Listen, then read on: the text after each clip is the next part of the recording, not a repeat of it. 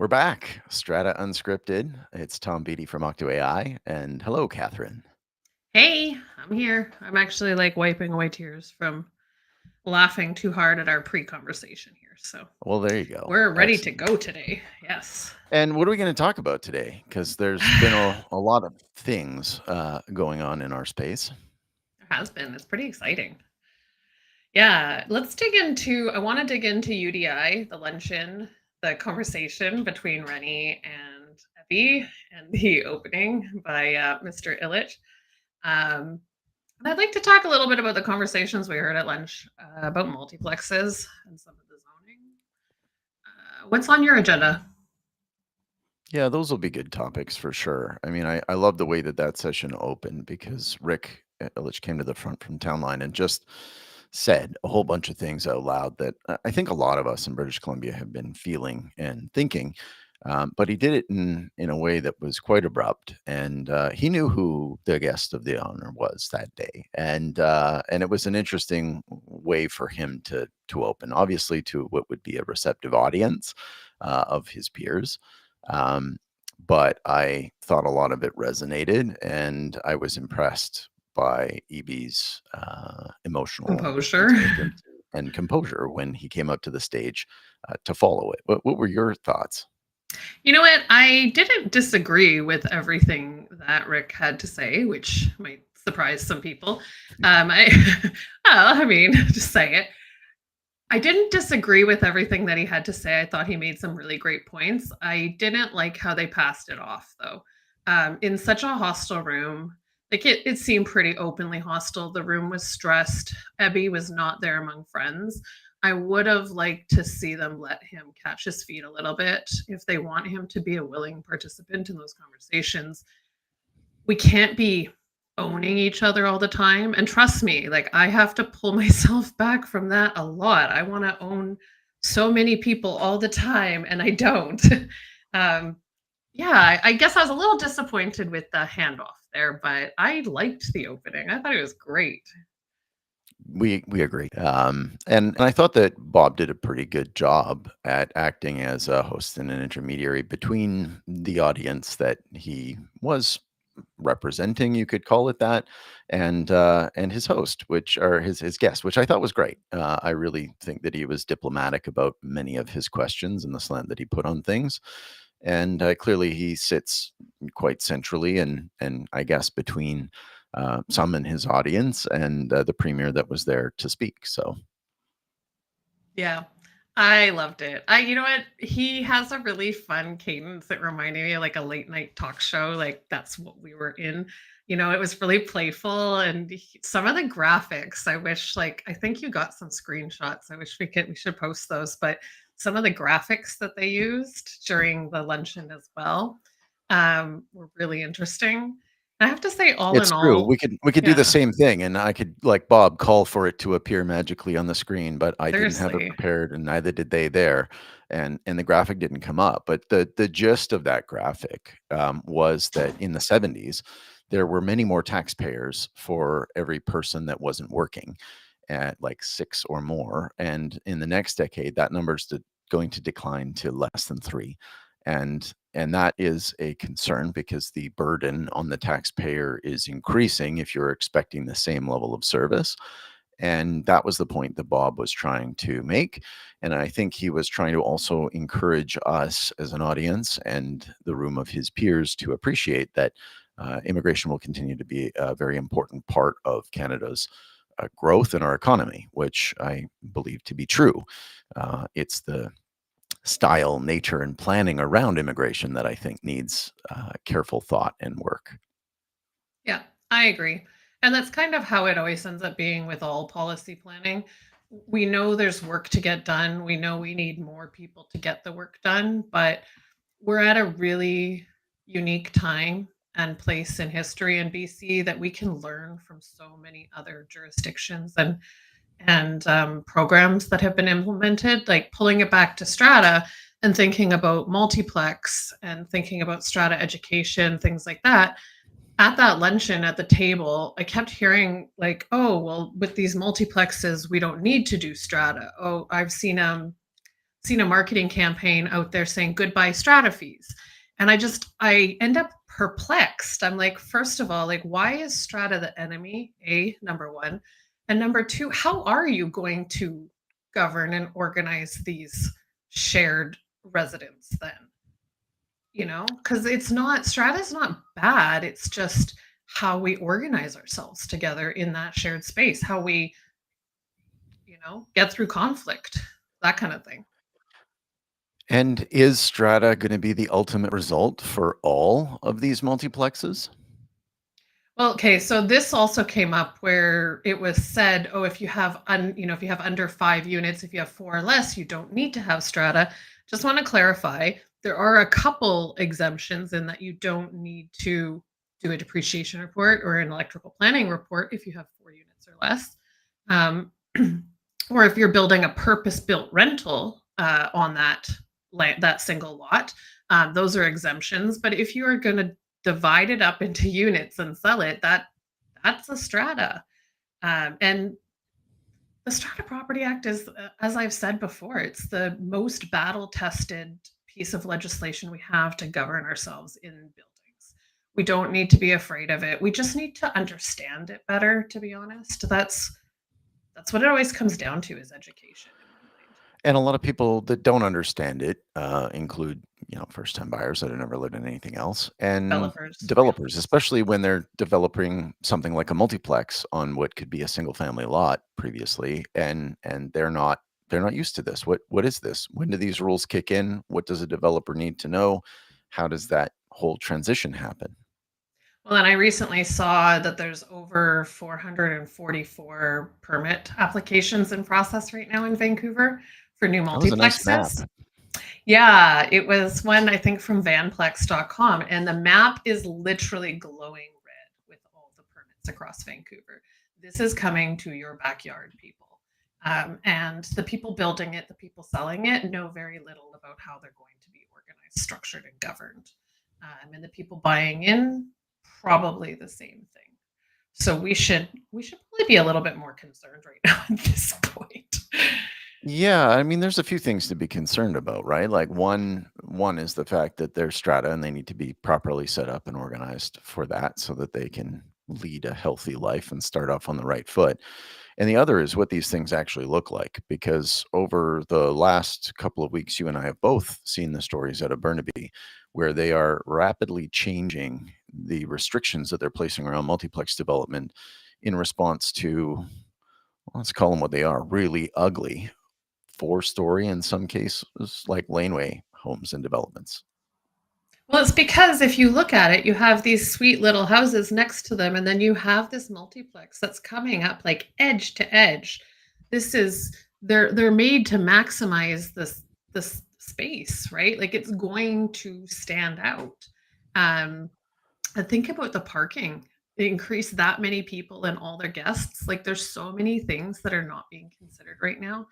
And the article that I read was in CBC, and it came out yesterday, and it talked about how the mayor's office is responding, making these changes because of months and such high volumes of complaints coming in from residents, basically.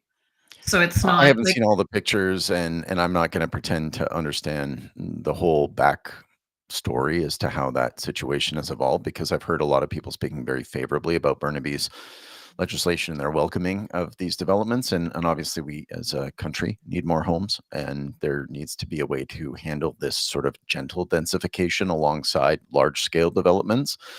But as we said in the pre-call, like there's this pendulum that swings on everything, and clearly in Burnaby, that pendulum had swung towards multiplex development, and now that they're starting to feel and see what was previously allowed, and how it's affecting neighbors and communities, the pendulum is starting to rapidly swing back the other way. And who knows how far it will go. It will probably, continue to oscillate back and forth over the next decade.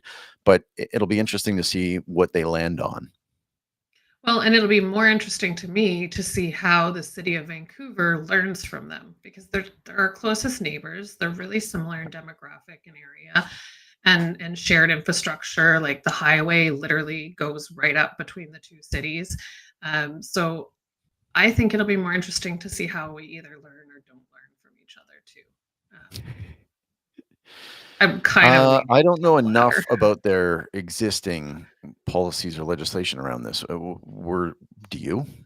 I only started looking it up because I saw these articles. I didn't even realize that Burnaby had gone through the rezoning ahead of Vancouver because I'll be honest, like I'm born and raised a Vancouver city girl. I just like stay in my little bubble a lot. So pretty wrapped up in Vancouver politics, but it was really interesting to see all of a sudden these news stories coming out in response to that zoning reform now being exercised. So, like a lot of the time, it's what's in theory, what the legislators, policymakers, developers decide that the public's going to like, and then they just do it. And then what happens in practice? Um, and I have to wonder, like, as an exercise in terms of like public input, how much that's actually weighted. Like, instead of building the strata plan documents to suit what the design is, I think with strata corporations, you should actually start with the strata plan and then build the design from there more so. That might be a different way of looking at it for developers at this point. Think about how the people are going to use the shared space first and then look at the units. Because they're not buying a unit, they're buying a fractional ownership of that entire entity, right? Yeah. Yeah. So, That's really interesting. And education. You've mentioned education. I want to circle back to that part. So the education for the developers and those that are building these multiplexes is key. You've had some conversations with those in the everybody. multiplex space recently. I'm not familiar with those, but maybe you could share with everyone.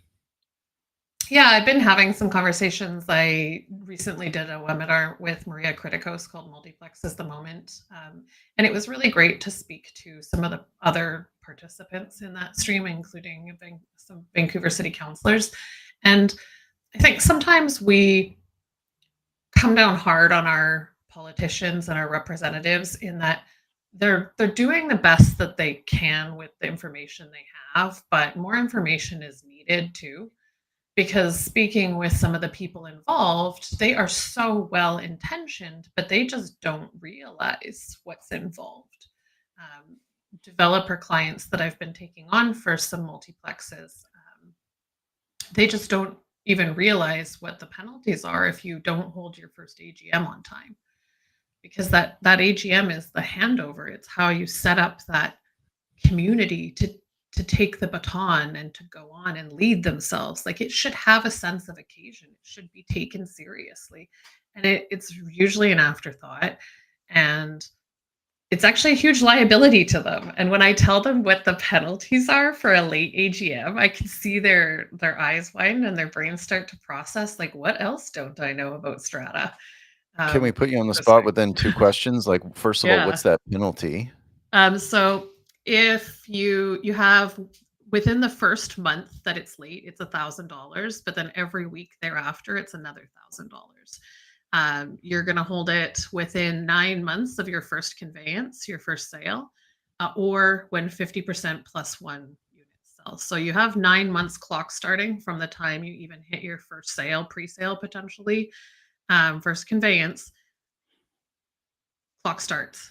So That was question two. yeah, When does that clock start? So first yeah. conveyance 9 months, Yeah. or what happens? Sorry, Or when half the 50% units, plus one. So if and you then sell what's them the timeline? fast, then you Yeah, have to hold it within 6 weeks of that date. 6 weeks of that 50% plus one.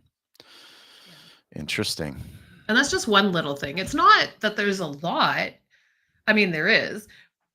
But in terms of hard stops for developers, it's there's not a whole lot. You just don't know what you don't know, right? You're not Yeah. going to dig through all the places to find all the information to understand what you're supposed to do. Bring in the big guys for that. Bring in me, bring in a strata lawyer, that kind of thing. Honestly, it's not something you need to take on yourself. What are the other gotchas for a developer of a multiplex? Like, are they on the hook for funding something into the CRF for this They first are. budget, or? Sometimes they forget to even set up a second account for the CRF, which I've seen, which is, yeah, definitely a red flag. So set up a second account. Your savings account has to be funded with 10%, and you have to contribute strata fees to the unsold units, including the contribution to the CRF from the time of the first conveyance. So you have to have that interim budget done at that point, ready to go. And it's going to form what, part of the documentation you're disclosing to purchasers as well. So you want to have those documents, ready for them. But it is pretty crucial because those arrears of strata fees on the developer's part are lienable amounts. And once the council takes control, they could lien your unsold units if you owe money to the strata.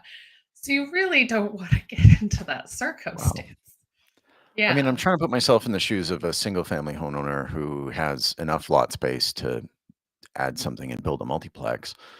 And I'm kind of at a loss. It's like, okay, I've got my architect. I'm aware of the rules in my municipality. I designed something I think makes sense. How am I supposed to put together a budget for this? Yeah, that's a really great question. Yeah, And I I would mean, love to know what the city and the province have planned for that because I haven't really seen any education around builders and multiplex development at all, right?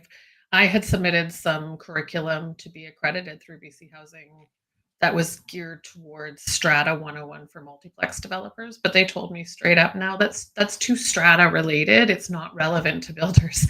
And with 444 plus applications coming through in the city of Vancouver, plus whatever numbers are in Burnaby, I beg to differ that Strata yeah, I is mean, the not Lower any Mainland builder doesn't related. stop in Vancouver and Burnaby. You've got huge areas throughout Richmond, Delta, Surrey, Langley, and Yep. everywhere else around that will be seeing these types of applications arrive. And if you are using Vancouver as your starting base, you can safely say that across the Lower Mainland there'd be 1,000 or more of these developments coming. And again, if I'm coming in as the naive landowner who is trying to put this together, trying to address obviously the housing needs that we have, and trying to turn my home into a center of additional potential revenue or value, um, then I really need some way of understanding how I'm supposed to begin. You have a huge amount of expertise on the strata side. We at OctoAI are condo intelligence nerds. We're data people. We certainly have seen a lot of budgets for small stratas and could tell you what the average small strata budget looks like. But I don't know what's going to go into the ins and outs for any particular development in any particular community. Yeah. And that's where it's hard, I think, for these smaller councils that are very likely going to be self managed, is knowing how to cut through the noise because there are 33 plus pieces of legislation and counting. There are 10 governing bodies and associations, many different avenues of education and resources. And they can play to different strengths. And so the hard part is being that homeowner, that developer, and knowing, okay, so like, where do I go to for this? Where do I go to for that? Like I don't want to lay it all out because I think I'd get in big trouble if I started classifying all the associations here. They wouldn't be No, and, very and that's not the happy. But point of this conversation. But they all have different strengths and they all have different wheelhouses that they focus on, and just kind of learning who they all are, it can be really confusing. It can be really confusing to understand like which laws will supersede which ones, and when to bring a lawyer versus when you could probably talk to your insurer about that kind of question versus when do you just go to CHOA, when do you go here? You have no idea. It's a lot. So a bunch of us are trying to figure out how to help people navigate and to bundle intelligence and offerings in ways that might be useful for these communities. So that's happening. And also, there's a lot of talk happening about education, not just among developers, but among those that live in these communities or on strata council. yeah. Yeah, it's a topic for sure in the Facebook groups and Reddit threads. Looking for education for sure. You see it all Yeah. the time. Um, Ontario's got some frameworks for Strata Council Condo Board member education, their equivalent. We don't yet here. There's been talk about that. Hopefully, we'll see more talk about that because it's an important subject. I hope that there's talk too before action on this one because Ontario has a model of education, but that's about all that they can say. It's offered online. It's a click through. It was built for scale and cost. It wasn't built, for usability on the part of the everyman who is the owner of a strata. We're a very multicultural province. We're multilingual province. Maybe not officially, but like there are pockets of the province that would not benefit from having an online only, English only education system. It just is not going to be the most functional for them. So I see right now a real opportunity for some parties to collaborate and have conversations before building something. I think that's going to be the smartest. Is let's learn from what's happened first. Let's plan it out a little better. So Yeah, and it's always nice to have case studies like this because you can identify those shortcomings and what's gone well.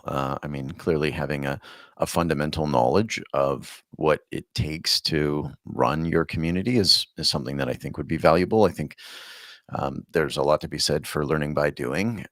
I don't use much of my education in my day-to-day life, but I apply the different learnings that I had from it.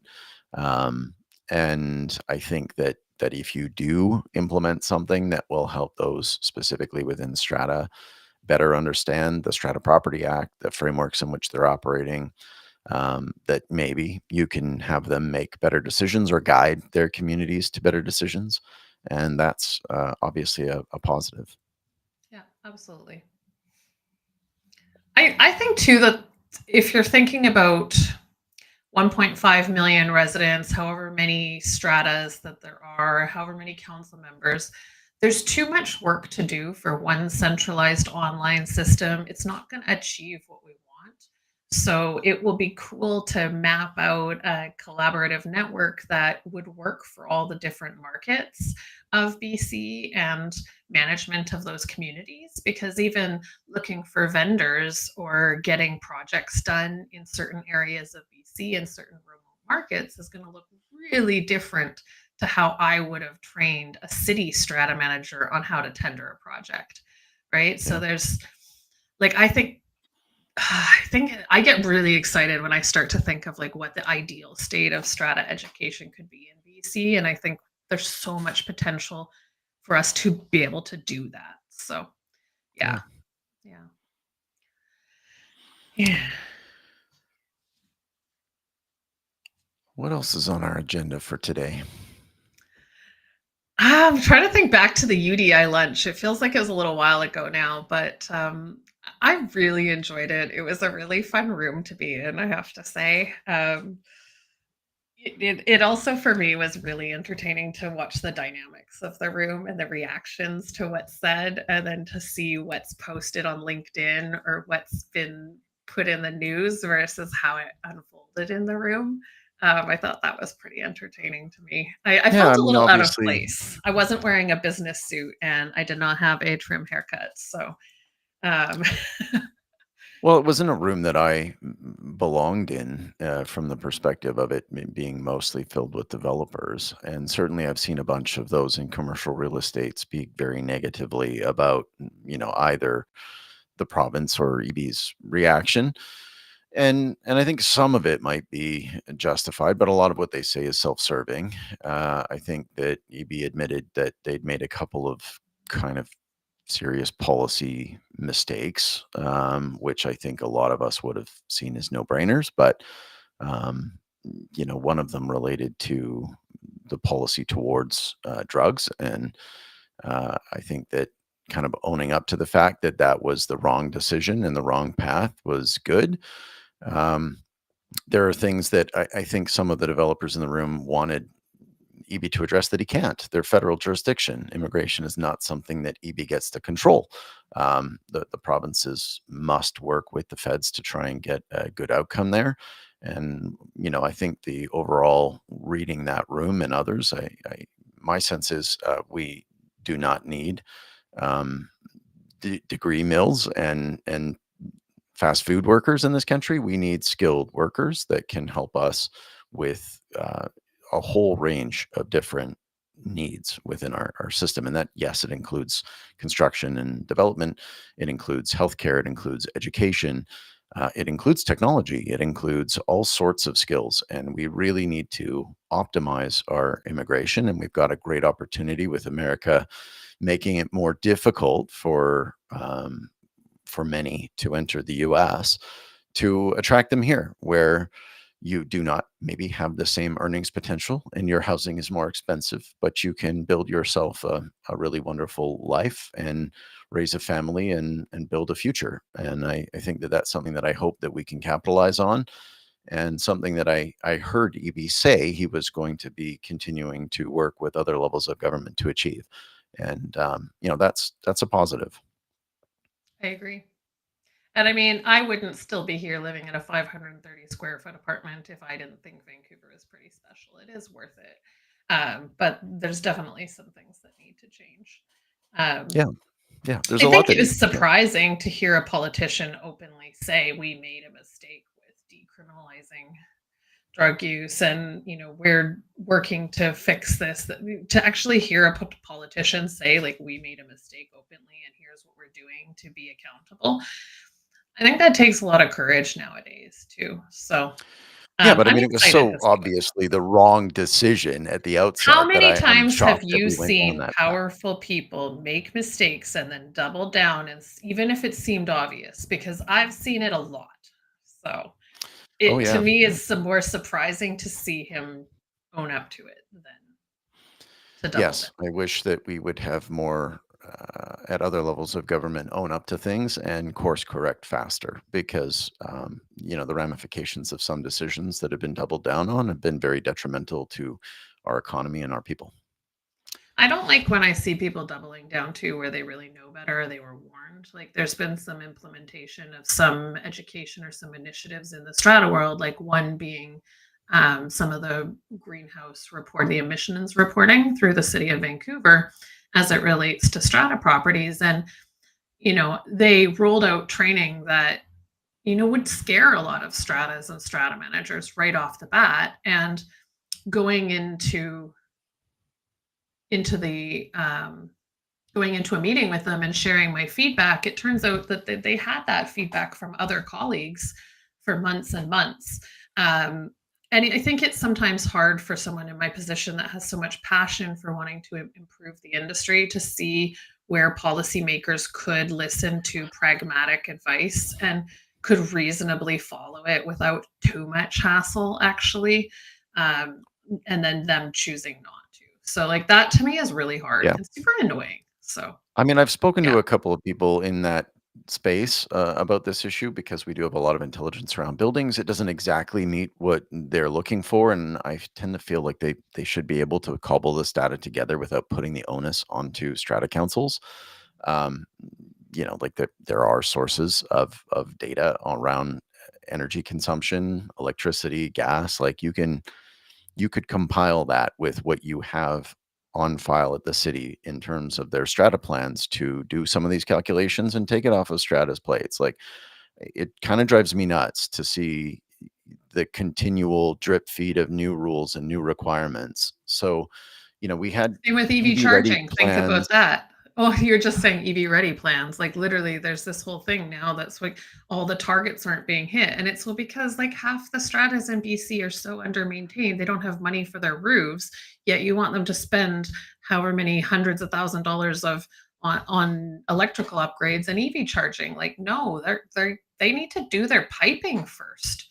And it Yes. doesn't the and reality and on the the ground is constant not being drip listened to. feed of requirements. Like, you had your EV ready plan, and then you've got these other electrical planning reports. And it's like, oh, it's not the same thing. So you have to spend another X on your next report, all kind of back on the same theme as what you've done before. And what I'm really happy about is the 5-year cycle for depreciation reports. I think that That's is smart. a major step forward. I think that Yep. people should have an understanding in their communities about the remaining asset life of kind of core common assets, and a reasonable expectation of what their replacement costs are going to be if and when they need that upgrade, they need that replacement.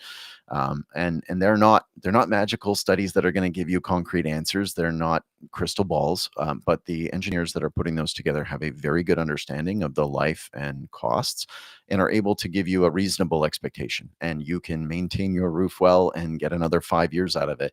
And that's great because it will defer that larger capital cost in exchange for some maintenance along the way. But I'm having glad they're that, mandatory um, now for yeah, sure. Like, it is, because honestly, we still see them from 2013. There were some buildings that claimed not to have a depreciation report. Big buildings, buildings with more than 100 units, okay, but and at yet, that point, what are you running away from? Because like I've heard councils say this to me when I was in active portfolios where they would say, "Oh, we don't want to get it because then our price, our insurance is going to go up or this is going to go up." And I'm like, if it was going to go up, the risk was always there. You were just transferring it on to different people, aka yourselves as a group. So like yeah, yourselves or to your insurer or to yeah, others. It's you're the not ostrich running, you're approach not to winning. leadership Yeah. is not a good one. Like I You even know, you really recommend do. to depreciate to strata lot council, or sorry, strata councils under 4 units and under to get one. You don't have any requirement to renew it or even to get it at all. So you can even tell the engineering firm, make it the most basic. We just want one funding model. We don't need to do a full, XYZ. We just want you to do it for like half the price, right? Because we want an inventory and a basic plan.